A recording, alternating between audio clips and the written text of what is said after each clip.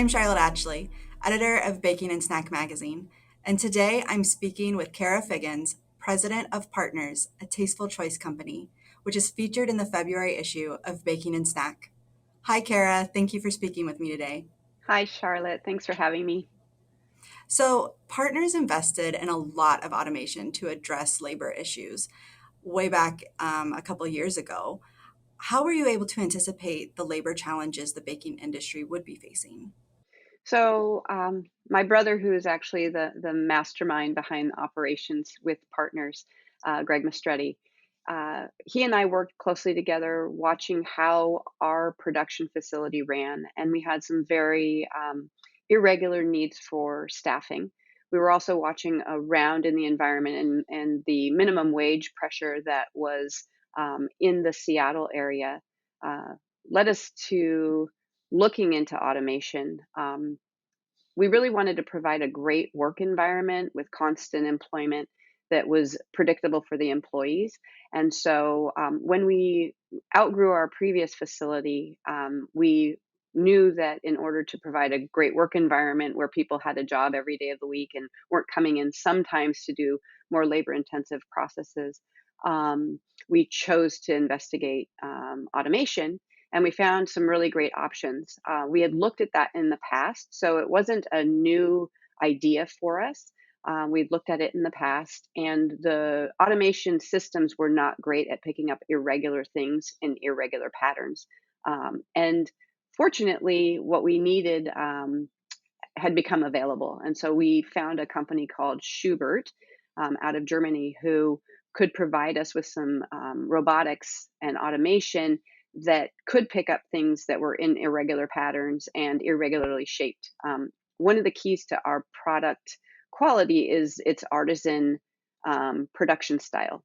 And typically, automation couldn't deal with things that were not more predictable in size and shape. And so it was great when we looked into the move because we were able to find automation that could pick up products that were irregular and came out irregularly from the oven. And so when we investigated that and we did the math, the automation not only served a great, gross profit benefit, but it also allowed us to maintain a very even number of employees.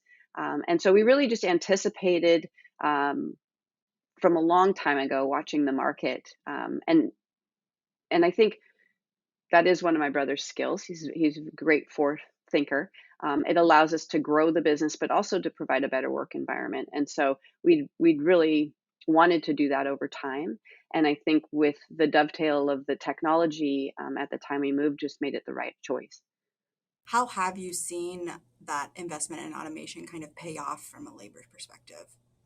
So the production volume that we do a lot of single serve packages for people who assemble pre-packed meals. So, for example, Alaska Airlines, the fruit and cheese platter there, we've been in that for a long, long time. The automation has really paid off in enabling us to maintain pricing. So instead of having to hire, from 30 up to 60 employees in order to keep up with the volume, we've been able to keep our staffing very even.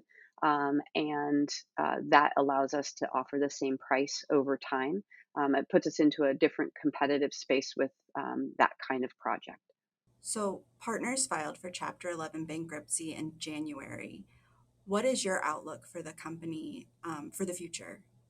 So that filing was done for the purpose of restructuring our secured debts with two lenders. The business is thriving. We grew almost 60% from 2020 to 2021, and we're looking at another or probably around 20 to 30% growth for 22.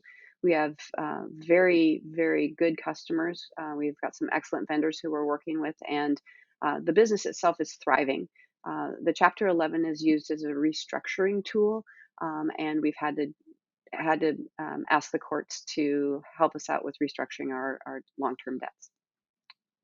Well, thank you so much, Cara, for taking the time to speak with me today. I really appreciate it. Thanks, Charlotte. I appreciate it too.